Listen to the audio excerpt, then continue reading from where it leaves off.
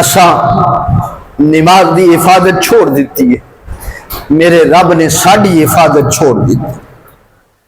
یا معاذ یحفظک اللہ بحفظک الصلاۃ، میرے کریم فرمایا معاذ میرے غلاماں نو دس جڑا نماز دی حفاظت چھوڑ دے گا میرا رب او دی حفاظت چھوڑ دے گا۔ او میری پکا چلا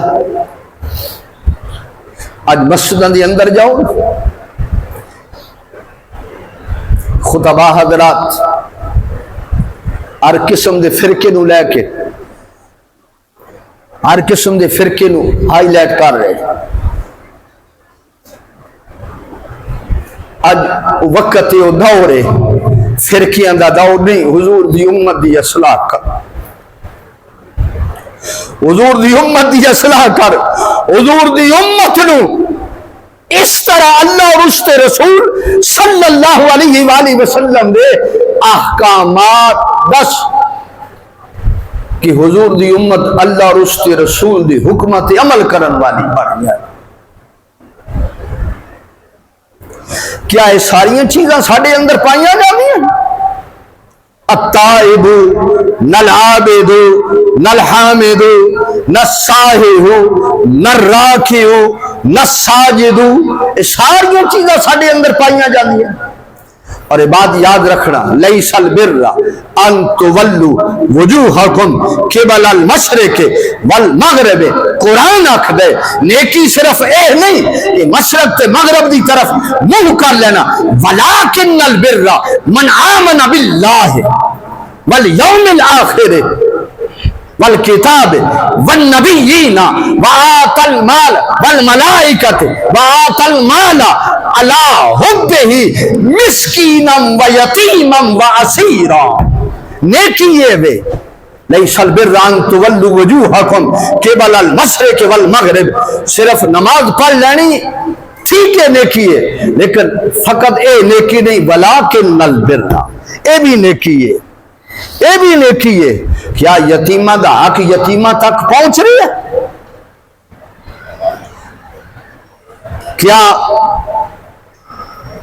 غریباں دا حق غرباء تک پہنچا رہے ہیں؟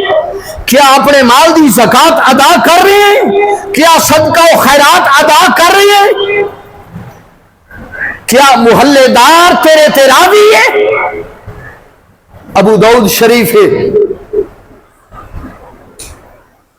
محبوب کونین صلی اللہ علیہ وآلہ وسلم دا فرمان، جس وقت جنازہ اٹھ دے نا، جنازہ اٹھ دے،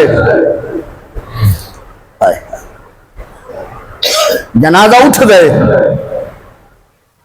اگر بندہ نیک ہوندے نا، چنگا ہوندے، عمل ہوندے، جب جنازہ اٹھ دے تو پھر جس بندے دا اس فائدہ کیتا ہوندے نا، ہر بندہ حاضر ہو کے گلی چو جنازہ لنگدا پہ بوہا کھول کے بیبیاں کی بندے کی بدروں کی اللہ معاف فرمائے بڑا چنگا بندہ سی۔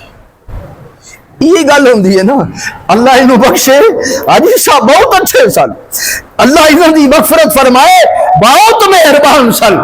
جدو بدیاں دی زبان تھی ہوندے اللہ فرماندے فرشتو سنو کی آدھا پہ ہے،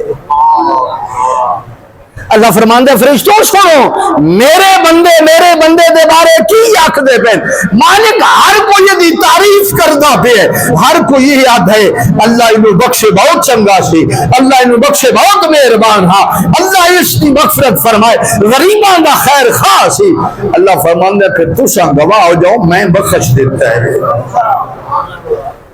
تساں گواہ ہو جاؤ میں بخش دیتا ہے۔ نبی پاک صلی اللہ علیہ وسلم دے غلاموں اپنی زندگی خوبصورت بنا،